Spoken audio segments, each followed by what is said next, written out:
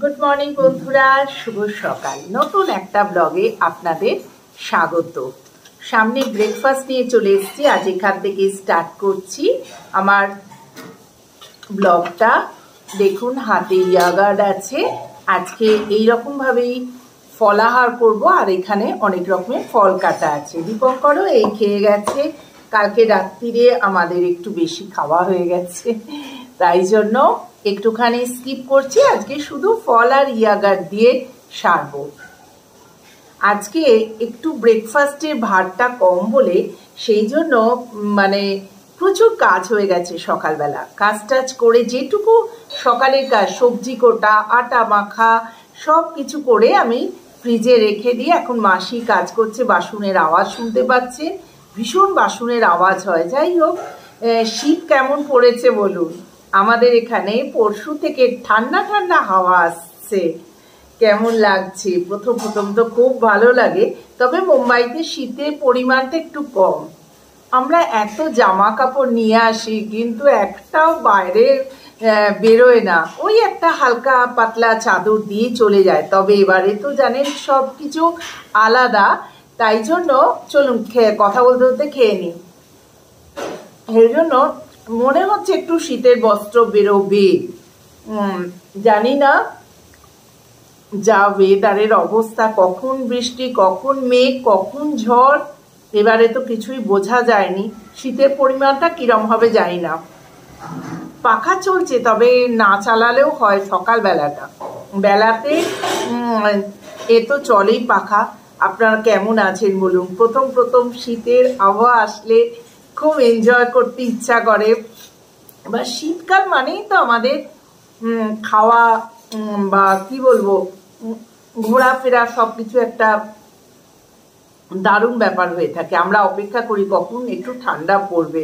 তবে আপনারা যে যার মতো, কারো ঠান্ডা, অবশ্য বয়স্ক যারা আছেন তাদের ক্ষেত্রে ঠান্ডা পড়াটা খুবই ক্ষতিকর এবং ওনারা নিতে পারে না। আমিও তাই, আমারও এবার তো বয়স হচ্ছে।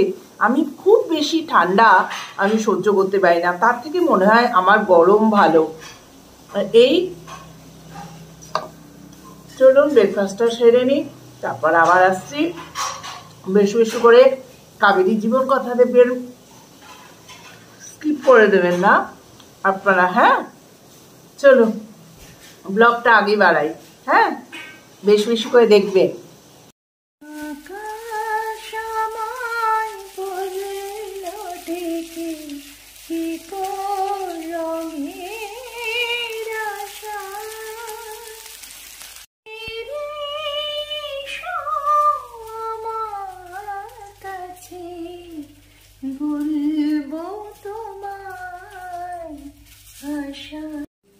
গুড আফটারনুন বন্ধুরা।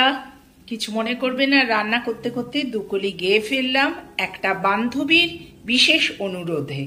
হ্যাঁ, এই ছোট্ট প্রয়াস। অনেকদিন গান ছেড়ে দিয়েছি, তো এই যে আজকে বানিয়ে নিচ্ছি দই মাছ।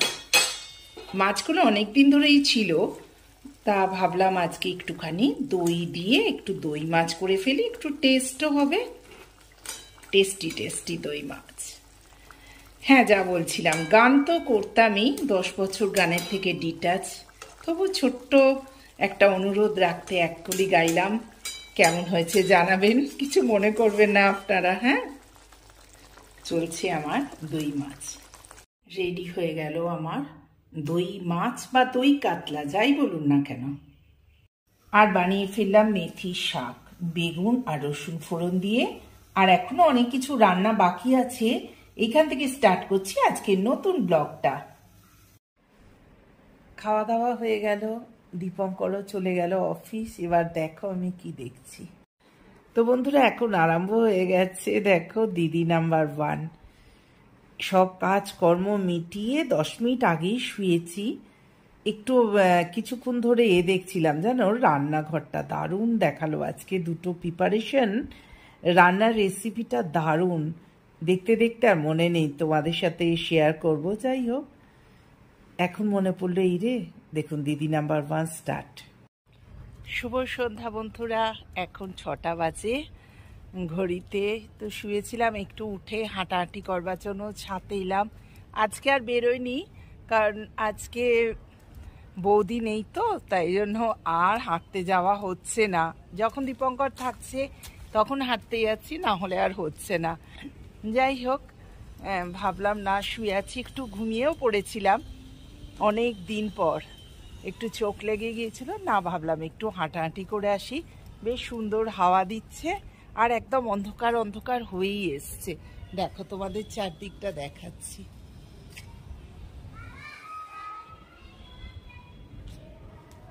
দেখছো কিরম লাগছে?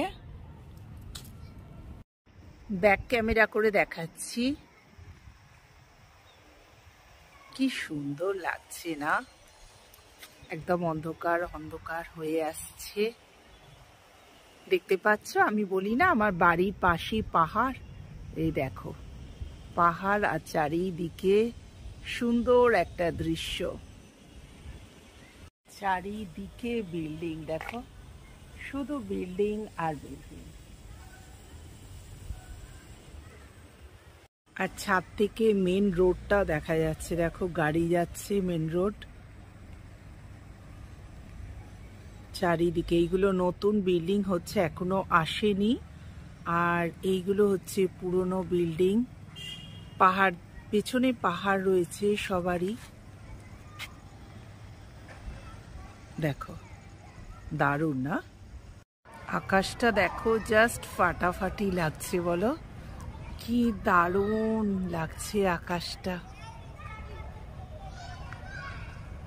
নিচে আলো জ্বলে গেছে, বাচ্চারা খেলছে, দেখো আমাদের সোসাইটিতে বাচ্চারা খেলছে। স্কুলের বাস এবার চলে এলো। সরাসরি চলে এলাম রান্নাঘরে।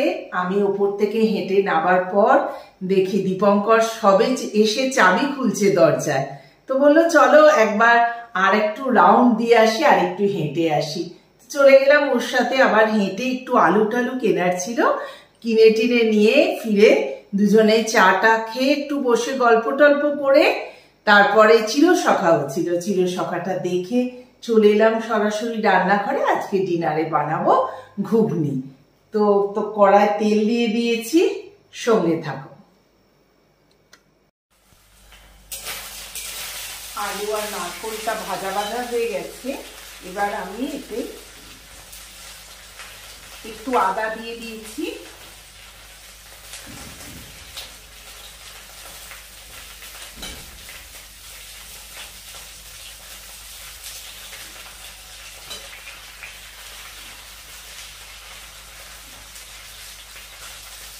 টমেটো দিয়ে দিলাম,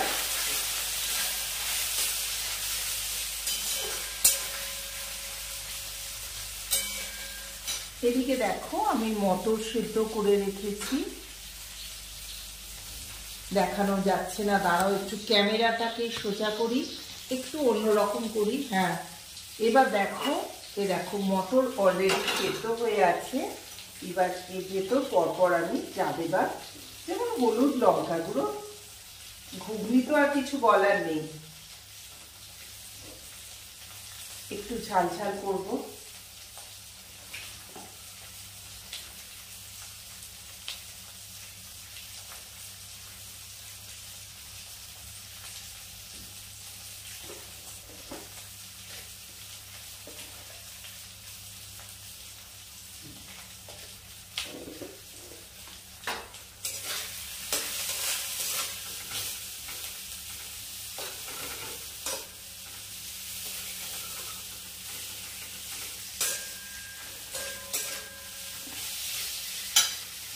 আমাদের ডিনারের মেনু আবার পাল্টে গেল।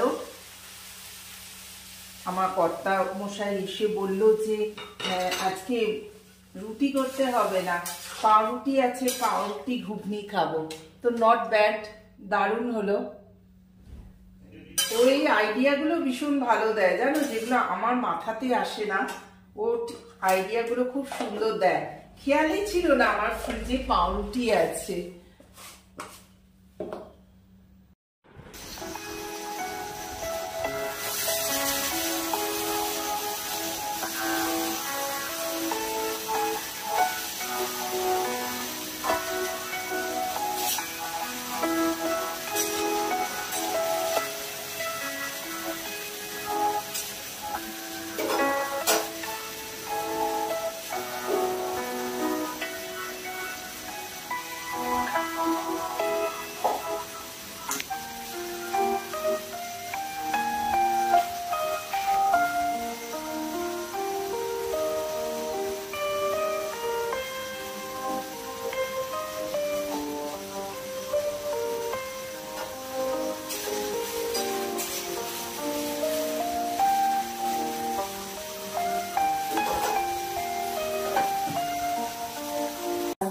নিয়েছি তার মধ্যেই কেটে নিচ্ছি স্যালাডটা। এটা একটু লেবু পেঁয়াজ দিয়ে স্যালাডটা আমি রেডি করব।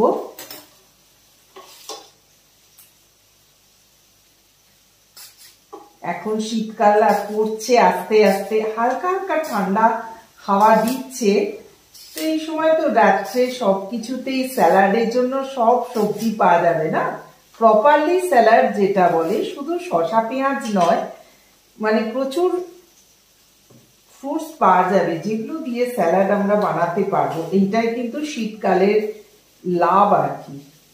খেয়ে সুখ, বিভিন্ন সবজি বিভিন্ন ফল এইসব পাওয়া যাবে।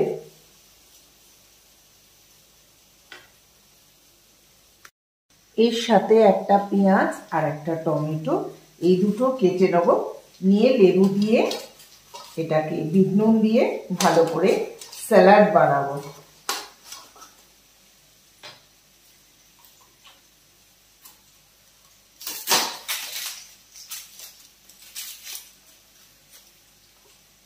পেঁয়াজটা না থাকলে ঠিক ঘুগনিটা জমে না, বলো। আমি এরকম রিং রিং করে ছাড়িয়ে নেব। স্যালাড কাটা রেডি। দেখো কাঁচা লঙ্কাও এর ভেতর দিয়ে দিয়েছি, টমেটো পেঁয়াজ সব দিয়ে রেডি হয়ে গেল আমার স্যালাড। তো চলো এবার কড়ায় দেখি কি হচ্ছে। কালারটা কি দারুণ এসছে না ঘুগনির। একটু ফুটুক, তারপর নামিয়ে নেবো, কারণ অলরেডি সেদ্ধ হয়েই আছে। তো এতে এবার কাঁচা লঙ্কা কুচিয়ে দিয়ে দেবো আর ধনে পাতা দিয়ে দেবো, তো হয়ে যাবে আমার ঘুগনি।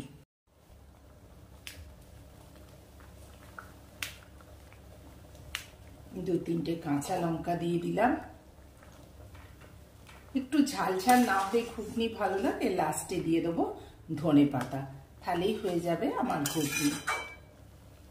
শীতকালে বেশ গরম গরম ঘুগনি আর তার সাথে এই যে স্যালাড, অপূর্ব লাগবে বলো।